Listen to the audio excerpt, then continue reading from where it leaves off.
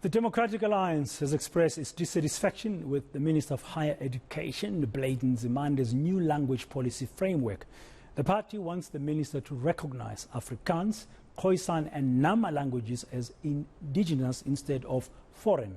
To advance this cause, the party has now laid a complaint before the United Nations Educational, Scientific and Cultural Organization, or UNESCO for short. Let's discuss this now with the DA's Leon Schreiber. Mr. Schreiber, good afternoon. Welcome to eNCA this afternoon. What is the nub of your complaint to UNESCO?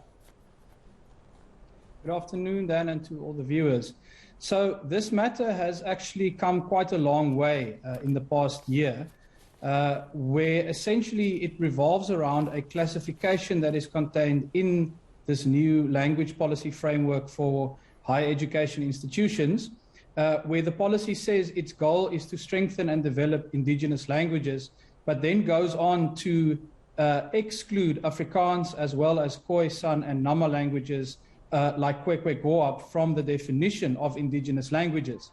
The conclusion there is then quite obvious that the strengthening and development of languages will then not apply to these languages which are classified as foreign in this framework. So we have, over the past months, written to Minister Nzimande. We have filed a public petition with him. We have approached the Human Rights Commission, and DA leader John Steenhuisen has even written to the President on this matter. Despite all of this, and despite it being obviously unscientific and untrue to exclude these languages from the definition of indigenous languages, Minister Nzimande has failed all throughout to actually rectify this classification, and that's why we've been now forced to approach UNESCO on this matter.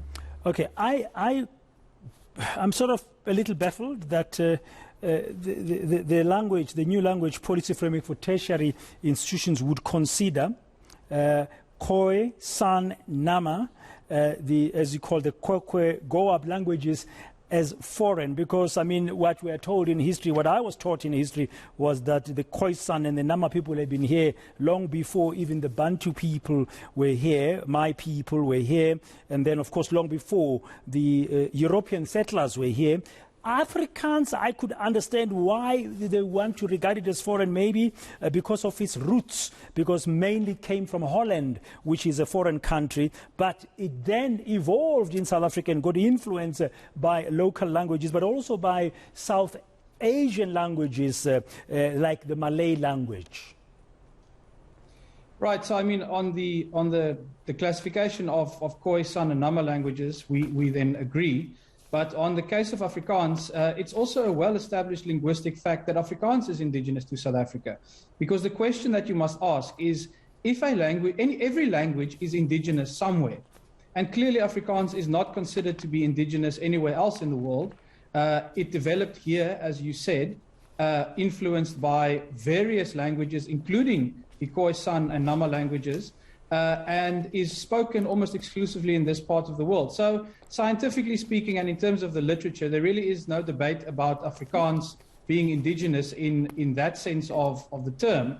And what is quite baffling as well is that Minister Nzimande, in some of his responses to our efforts to rectify this classification, has actually sought to say, well, there's no discrimination against these languages by excluding them, and has tried to kind of have his bread buttered on both sides.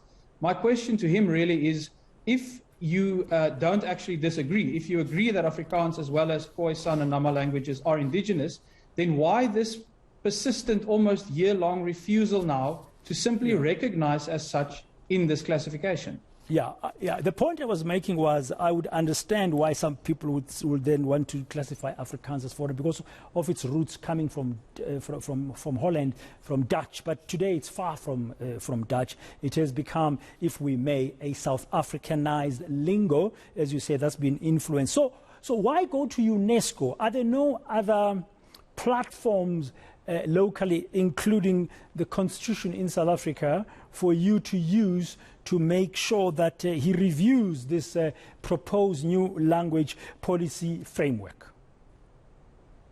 Right, so as I mentioned, there are various platforms domestically that we have pursued, and we will continue to obviously seek local remedies including through Parliament and through other avenues as well. But I think the important point to make here is that we live in a world where the protection of cultural and linguistic heritage is something that really matters profoundly to humanity.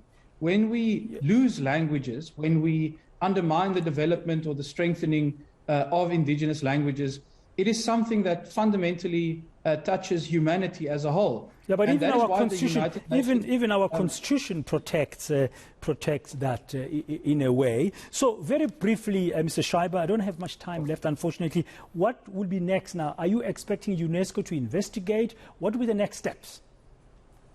So we've requested UNESCO to urgently look at this matter because this framework actually comes into operation on the 1st of January 2022. So we have a very clear target date at which we'd like to get this fixed. And we hope quite simply for the Minister to get the message and rectify this classification before this framework comes into operation. That's our goal.